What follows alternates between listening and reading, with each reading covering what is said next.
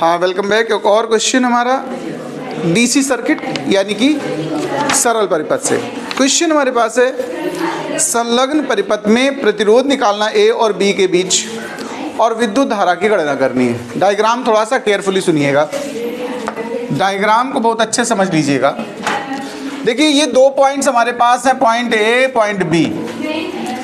इनके बीच हमें तुल्य प्रतिरोध भी ज्ञात करना है और इस सेल से जो धारा जा रही ना उसका मान निकालना है।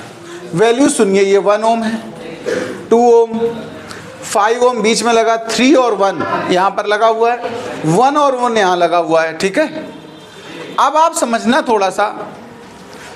और ये 2.5 वोल्ट की बैटरी या सेल लगा हुआ है और इसका अपना आंतरिक प्रतिरोध, जब इसी बॉक्स बंद हो समझ लेना उसके अंदर जो प्रतिरोध उसको क्या कहते हो, आंतरिक प्रतिरोध। हमें कुल मिला तुल्य प्रतिरोध निकालना है, पहला पार्ट। तो सुनिए जरा, इन दोनों को अगर हम आपसे पूछें तो ये किस क्रम में है जरा बताओ। इन दोनों को केवल श्रेणी लग रहा है कि नहीं लग रहा है? और ये दोनों किस क्रम में लग रहे हैं? लग रहे हैं श्रेणी में। तो एक और एक का अगर श्रेणी क्रम में सॉल्व करोगे तो क्या आएगा आंसर बताओ? 2 ओम आ जाएगा। हम इसी जगह आप नया डायग्राम बनाएंगे। आपको क्या करना है? New diagram. मेरे पास ये विकल्प है तो हमने ऐसे कर दिया और इसको ऐसे ज्वाइन कर दिया और ये 2 ओम बन चुका कि नहीं बन चुका बताओ?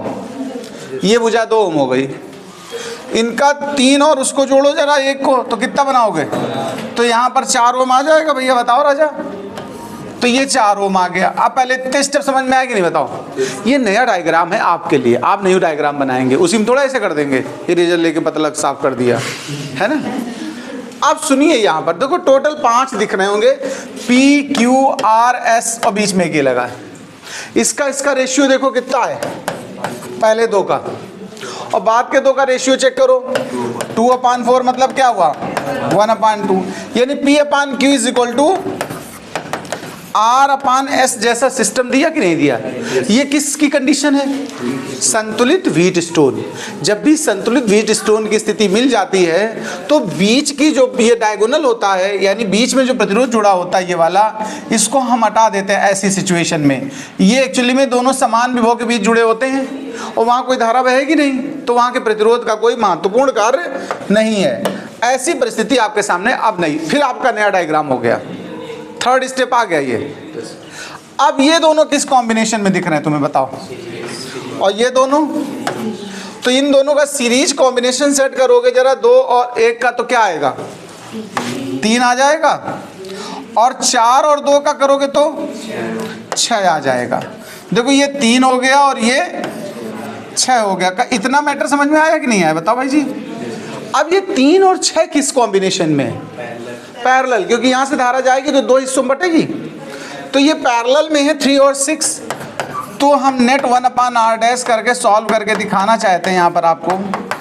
तो 6 3 2 जा 6 6 1 जा 6, 3/6 हुआ, 1/2 हुआ कि नहीं हुआ बताओ?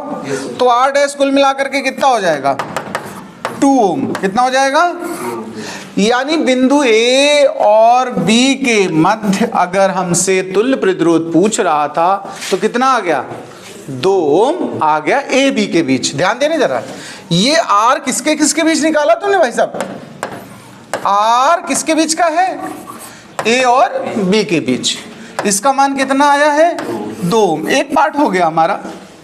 हमें धारा और निकालनी है। देखिए धारा तब निकल पाएगी जब पूरे सर्किट का प्रतिरोध पता हो। ए बी के बीच तो निकल आया, तो देखो आप देखो गौर से, ए और बी के बीच जो निकला वो कितना निकला अभी देखो? 2 ओम। लेकिन एक ये आंतरिक प्रतिरोध भी तो सेल का दिया, तुम्हें ध्यान से देखो जरा।